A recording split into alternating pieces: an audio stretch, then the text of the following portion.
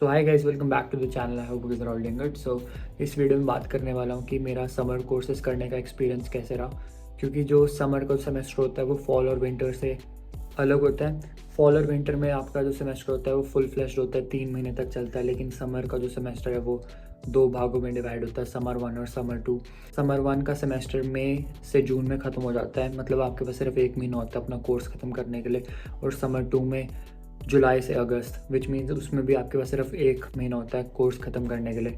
सो इससे होता ही है कि आपका वर्कलोड बहुत ज़्यादा बढ़ जाता है, बैक टू बैक क्लासेस आती रहती हैं। वीडियो में इसलिए बना रहा हूँ कि अगर आप अच्छे से अपनी चीज़ें मैनेज करके चलोगे, अपना टाइम टेबल अच्छे से प्लान करोगे, सो आपकी जॉब और आप अच्छे अमाउंट में समर कोर्सेज उठा सकते हो। सो मेरे को जब मैंने इस बारी 3 समर 1 में यानी कि मई से जून में 1 महीने में मैंने 3 कोर्स उठाए थे। तो जब वैसे ही मैं चलते फिरते मैं किसी को बता रहा था तो देवर लाइक कि भाई तू इतने कोर्स नहीं कर पाएगा, क्योंकि समर में 1 महीने में बहुत ज़्यादा वर्कलोड बढ़ जाता है, बैक टू बैक असाइनमेंट्स आती है। बट मैं पर्सनली ऐसा इंसान हूँ कि मैं अगर मेरे पास 7 दिन असाइनमेंट करने के लिए, मैं लास्ट के 2 दिन में ही करूँगा 11th आवर में जाके। सो मैंने माइंड सेट ये बनाया कि बाकी सेमेस्टर्स में यानी कि फॉल और विंटर में हमारे पास 7 दिन होते हैं फॉर एग्जांपल एक असाइनमेंट करने के लिए, करनी मेरे को लास्ट के 2 दिन में ही है। लेकिन अब समर में मेरे पास सिर्फ 2 दिन होंगे, जो कि अच्छी बात है। मतलब मैं हर टाइम अपने टोज़ पे रहूँगा और टाइम वेस्ट नहीं करूँगा बाकी चीज़ों में। सो इस बार मैंने 3 कोर्स उठाने का ट्राई करा समर 1 में, और फॉर्चुनेटली मेरे सारे कोर्स अच्छी तरीके से गए।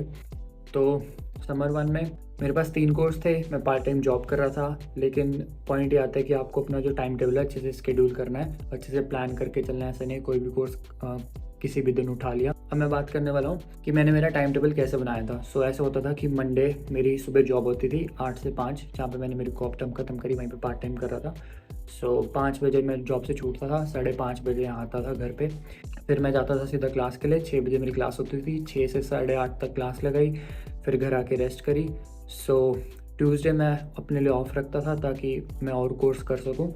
तो ट्यूसडे को मैं मेरा सेकंड कोर्स की क्लास करता था सुबह 10 से 12 1 बजे तक।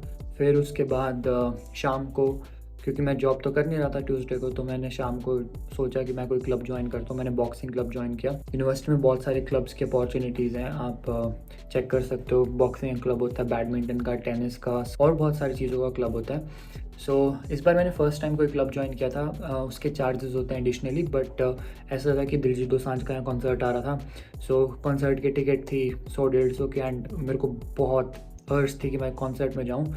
बट उसी टाइम पे मेरे को था कि भाई क्लब भी ज्वाइन करना है। सो आई डिसाइडेड कि भाई कॉन्सर्ट तो एक दिन में ख़त्म हो जाएगा, लेकिन अगर तू क्लब ज्वाइन करेगा 2 महीने तक, कुछ सीखेगा, कुछ नई स्किल ऐड ऑन करेगा। क्लब की फ़ीस भी मतलब $100-120 कुछ होती है, लेकिन I would say it was worth it.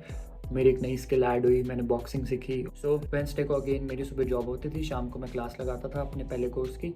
फिर थर्सडे को मैं अपनी सेकंड कोर्स करता था, सुबह क्लास शाम को बॉक्सिंग। सो ऐसे मैंने मेरे 2 कोर्स ख़त्म करे, और मेरा जो थर्ड कोर्स था वो मैंने उठाया डिस्टेंस पे। डिस्टेंस लर्निंग में आपको यूनिवर्सिटी में जाकर क्लास लगाने की कोई ज़रूरत नहीं होती। आप वो अपना सारा कोर्स ऑनलाइन करते हो, विच मीन्स कोई इंस्ट्रक्टर आपको पढ़ाता नहीं है, वो जस्ट आपको मटेरियल सेंड कर देगा। यूएम लर्न पे सब मटेरियल अवेलेबल होता है कि इस तारीख को ये असाइनमेंट ड्यू है, ये उसका मटेरियल है, ऐसे आपको तैयार करना है। सब कुछ सेम होता है, बस फिजिकल क्लासेस नहीं होती, ना ऑनलाइन क्लासेस होती है, जस्ट दैट आपको खुद ही फिगर आउट करना होता है। सो मैंने मेरा थर्ड कोर्स इस तरीके से ख़त्म किया। मिड ऑफ जून में मेरे एग्ज़ाम्स भी हो गए और मेरे 3 कोर्स ख़त्म हुए। सो आई वुड से कि एक अच्छा एक्सपीरियंस था समर में भी कंडेंस्ड वे में कोर्सेज करने का।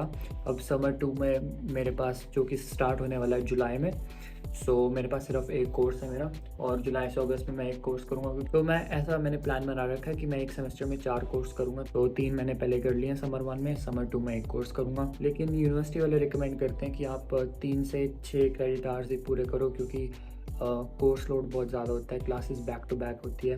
मैं आपको साइड में शो कर दूंगा कि टाइम टेबल कैसा हो सकता है। अगर आप एक स्टार्ट 1000 का कोर्स ले रहे हो सितंबर में, अगर आप वो कोर्स कर रहे हो तो देखो बीच में आपके पास गैप भी है वो कोर्स करने का। लेकिन अगर वही आप मई से जून में कर रहे हो तो बैक टू बैक क्लासेस होती हैं। लेकिन अगेन अगर आप अपना टाइम टेबल अच्छे से मैनेज करोगे, प्लान करोगे, तो आपकी पार्ट टाइम जॉब और पढ़ाई भी अच्छे से हो जाएगी। एक चीज़ और है जो समर में होती है, वो होते हैं स्पैन कोर्सेज, विच मीन्स कोई कोर्स होगा जिसके 6 क्रेडिट आवर्स होंगे, जो कि चलेगा पूरा मई से लेकर अगस्त तक, 3 महीने तक चलेगा, लेकिन उसके आपको 6 क्रेडिट आवर्स मिल सकते हैं। एक एग्जाम्पल 6 क्रेडिट आवर्स के कोर्स का है साइकोलॉजी 1200। तो ओवरऑल मेरा एक्सपीरियंस बहुत अच्छा था। अब मैं जाऊँगा शाम को बॉक्सिंग की क्लास के लिए, फिर उसके बाद चलेंगे जिम, फिर आज का दिन अपना ख़त्म करेंगे, ट्यूसडे का दिन है, और कल फिर से जॉब है। मेरी एग्ज़ाम्स हो गए हैं, सो मेरे पास 10-15 दिन है। अब सिर्फ जॉब करूँगा और जिम वगैरह करेंगे। उसके बाद जुलाई से मेरा फिर एक कोर्स स्टार्ट हो रहा है, अकाउंटिंग मैंने ली हुई है। ट्राई करूँगा आपको व्लॉग करके दिखाने की कि कैसे मेरे दिन जाते हैं, सुबह जॉब और शाम को क्लास के। तो ये सब मेरे को कुछ बताना था। आई होप आप सबको इन्फॉर्मेटिव लगा होगा। अब चलते हैं बॉक्सिंग के लिए।